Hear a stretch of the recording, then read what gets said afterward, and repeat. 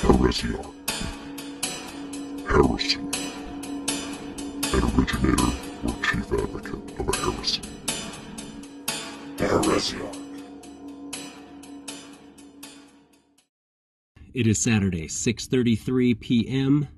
I find myself talking into a box, trying to get the best audio I can. My name is Kessie Anderson, and welcome back to Heresiarch. My topic is the 7 Noahide Laws, Commandments, or the Noahide Code, what they are versus the 10 Commandments.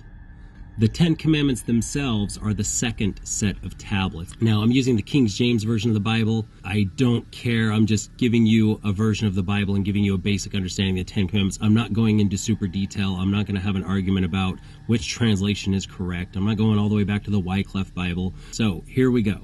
I am the Lord thy God. Thou shalt have no other gods before me.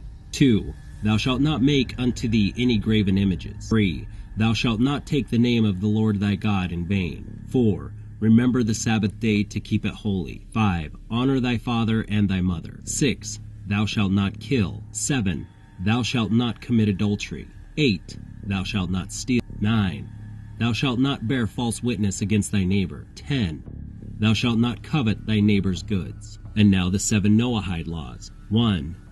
Do not profane God's oneness in any way. 2. Do not blaspheme God. 3. Do not murder. 4. Do not engage in any illicit sexual relations. 5. Do not steal. 6. Do not eat from a live animal. 7. Establish courts of law and ensure justice in our world. Now, as with all things, there are more details. Read the fine print. That's where you'll find the devil. So the 10 Commandments, your first 3 commandments, are about God. I am the Lord thy God. Thou shalt have no other gods before me. Thou shalt not make unto thee any graven images. Thou shalt not take the name of the Lord thy God in vain. So those 3 commandments show up on the second set of tablets. Now, in the first set of tablets that Moses brought down and subsequently broke, first of the Noahide Laws says, do not profane God's oneness in any way. 2. Do not blaspheme God. So combined, we have 5 laws, 5 commandments that focus on deity, God, etc. In the 7 Noahide Laws, in the third, you have do not murder. In the 10 Commandments, you have thou shalt not kill. There is a difference of interpretation amongst those. I'm going to get into that later. On the 7 Noahide Laws, law number 4, do not engage in any illicit sexual relations. And in the 10 Commandments, 7th commandment, thou shalt not commit adultery. At their face, they deal with sex, they deal with illicit relations. However, one is much more invasive than the other. And we'll get into that later as well. Number 5 of the Noahide Laws, do not steal. Of the 10 Commandments, thou shalt not steal. Interesting side note about the Noahide Laws, thou shalt not steal. For them, do not steal has a connotation towards kidnapping. Keep that in mind for later. Now, number 6 of the Noahide Laws stands on its own. It doesn't really have a comparison with the 10 Commandments. Do not eat from a live animal. Now, to me, that's just strange in and of itself. Now, there are other interpretations where it says, do not tear the limb off of a live animal. So it sounds a little sadistic, but at least it is a prohibition against it. And then number 7 of the Noahide Laws, which does not have an analog in the 10 Commandments, establish courts of law and ensure justice in our world. That's the one, according to me, in my opinion, which is a huge threat. Establish courts of law and ensure justice in the world. The problem I have with that is where it runs in from the world of pretend and it converges with the reality that we live in. That is the bridge. That is where you can bring your whatever you want to interpret, whatever you want to believe, that's when you bring it into reality and legislate it into law. That to me is the big threat. There are other ones. We're going to get into the blasphemy laws. Those ones are a major red flag as well, especially how they are interpreted. Both of these sets of commandments, the 10 Commandments and the 7 Noahide Laws, they were given by the same person, Moses. And this person, according to this group, met with God. 3 million Israelites were there to witness this event. Therefore, they say it has weight on how we should live. Me as a person, absolutely. Thou shalt not steal, thou shalt not kill. I will put steal before kill, because when you steal, you can also steal one's life, and that kind of includes murder as well. So thou shalt not steal is kind of a catch-all for every one of these. But even then, again, do no harm. That includes everything. Now, what we run up against is future times, and why I see the subversion and why the Noahide laws have become the threat, hiding behind the wings of the 10 Commandments.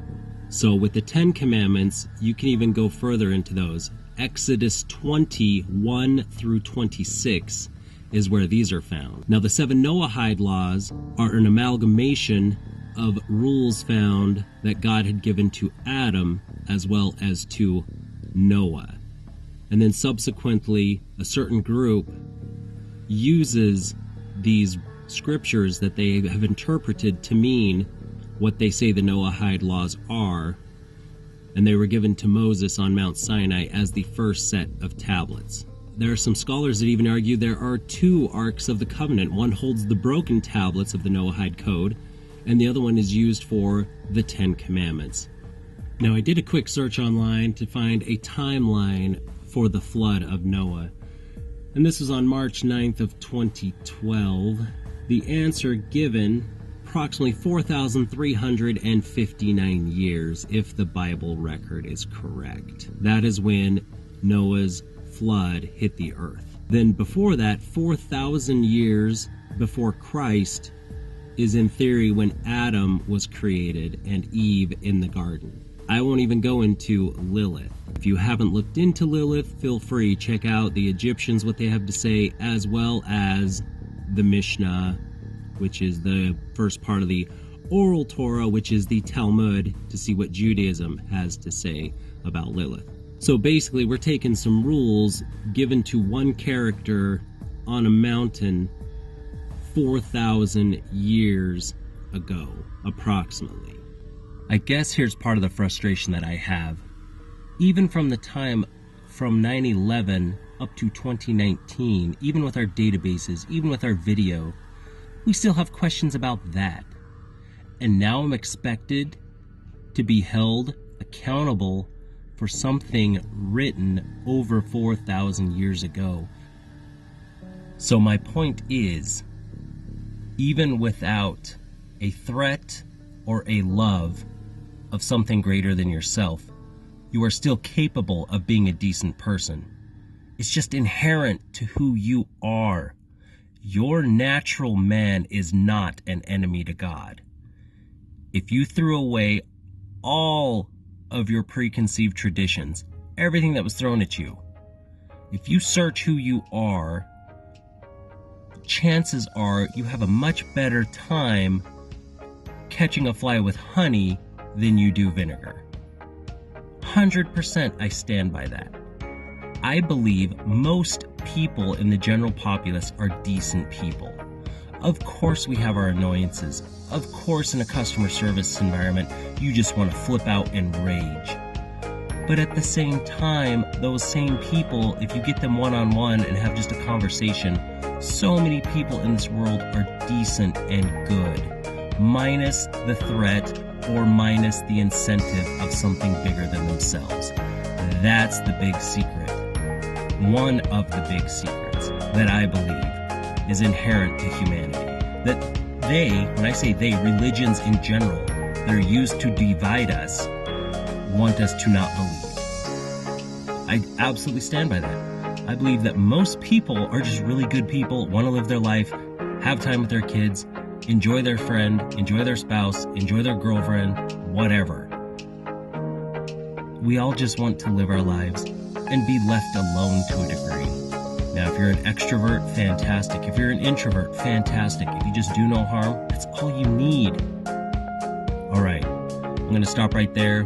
Next video, going to dive in finally to the Noahide Laws, starting with the introduction that I found on noahide.org website.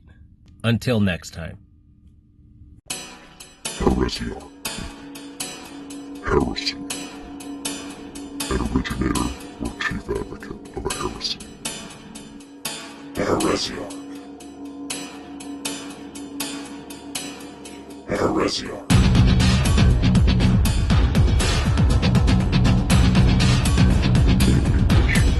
French heretic, the ecclesiastical Latin for Greek hereticos, able to choose.